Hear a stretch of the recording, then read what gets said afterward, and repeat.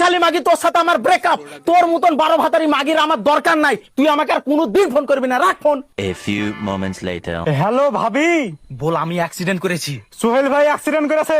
বল 5 মিনিটের মধ্যে যদি আমাকে ফোন না করে তাহলে আমার দম বাড়িয়ে যাবে, আর যদি ও ফোন করে দেয় তাহলে আমার দম আবার ঘুরে আসবে, আমি বাঁচে যাবো। গাইস এখন দেখবেন বন্ধু যখন দোকানে ডাব কিনতে যায় তখন যা হয়। ভাই ডাব কত? ভিখারির জন্য ফ্রি। এ ভাই আমার কি দেখে ভিখারি মনে হচ্ছে? কেন ভাই, তোমারও কি আমার দেখে দোকানদার মনে হচ্ছে? দোকানদার গিয়েছে মূর্তি, আমিও মাল কেনার জন্য দাঁড়িয়ে আছি।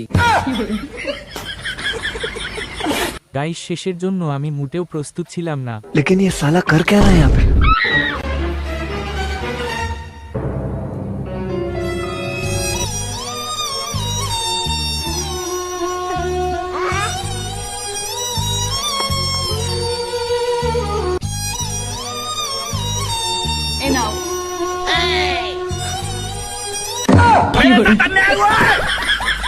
গাইস এখন দেখবেন সরকারি চাকরির পাওয়ার যেমনটা হয়। চাচা চাচা, তোমার বেটি জঙ্গলে নাম করতে ধরে পড়েছে, লোকে ধরে বেঁধে গেছে। ছি ছি ছি ছি, এই সর বাচ্চা আমার মান সম্মান সব ধুলাই মিশিয়ে দিল রে। ভাতিজা তাড়াতাড়ি চ।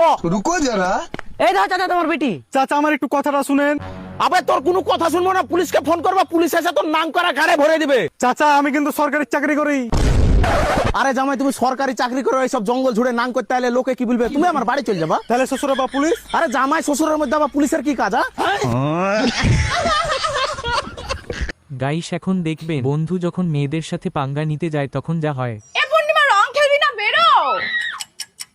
আমাকে কিন্তু একটুখানি রং দিবি, আমার কিন্তু অ্যালার্জি আছে। আরে ঠিক আছে ঠিক আছে, অল্প তুই মাখাবো। আয় আয়, বেরো। Happy Holi, happy Holi.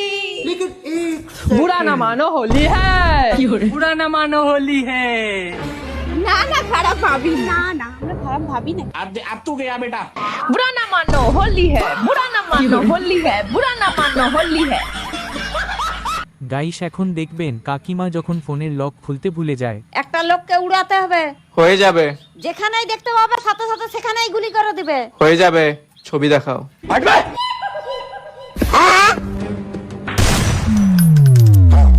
अरे फोনের লকটা খুলে দেখাবে তো।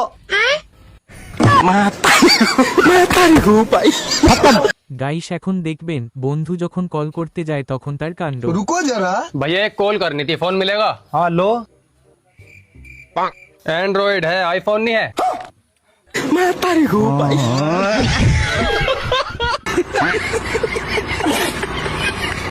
আমাকে ওরা বোকা পেয়েছে, আমাকে ধপ দিচ্ছে, আমি মনে হয় কিছু বুঝি না। কি হয়েছে মাম্মা? মনে হচ্ছে তুই খুব রেগে আছিস। আর বলিস না দিদি, আমার প্রাইভেট মাস্টার আমাকে কি বলছে জানিস? আমাকে বলছে ভালো করে পড়াশোনা করো, তাহলে সরকারি চাকরি পাবা।